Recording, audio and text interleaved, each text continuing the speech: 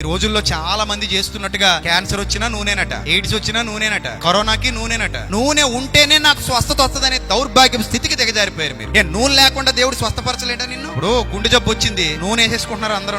హాస్పిటల్కి వెళ్తున్నారా? Heart attack వస్తే ఏం చేయాలమ్మా? స్టంట్ వేసుకోవాలా? నూనె తాగేస్తాను ప్రభు అంటే అయిపోద్దా? ఇప్పుడు ఈ మందులన్నీ ప్రకృతిలో పెట్టింది ఎవరమ్మా? శాస్త్రవేత్తలు కనిపెట్టారంటే ఎలా కనిపెట్టారు వాళ్ళు? దేవుడు పెట్టబట్టేనా వాళ్ళు కనిపెట్టారు? దేవుడు వాళ్ళకి జ్ఞానం ఇచ్చి, వివేకం ఇచ్చి, ముందుగానే ప్రకృతిలో వాటన్నిటిని పెట్టి కనిపెట్టేలా చేశాడు. మనం రాకముందే మన కోసం ఆహారం సిద్ధపరిచిన దేవుడు మనం రాకముందే మన కోసం రకరకాల మందుల్ని కూడా సిద్ధం చేశాడు. ఈ మందులన్నీ దేవుడిచ్చినవే ప్రకృతిలో. కాబట్టి మందు మింగండి, ప్రార్థన చేసుకుని విశ్వాసం దేవుని మీదే ఉంచండి. డాక్టర్లు కూడా ఏమంటారు తెలుసా? అమ్మా మా పని మేము చేసాం, మీరు మీ దేవుడికి ప్రార్థన చేసుకోండి అంటారు. అంటే డాక్టర్ల చేతిలో కూడా సంపూర్ణంగా ఏమీ లేదు. వాళ్ళు చేయాల్సింది వాళ్ళు చేస్తారు. తర్వాత దైవ చిత్తం, ఆయన ఉంచాలంటే ఉంచుతాడు, తగ్గించాలంటే తగ్గిస్తాడు. కాబట్టి నూనెను విశ్వాసానికి ఆల్టర్నేటివ్ గా పెట్టుకోవటం దయచేసి క్రైస్తవ్యమా మానేయండి.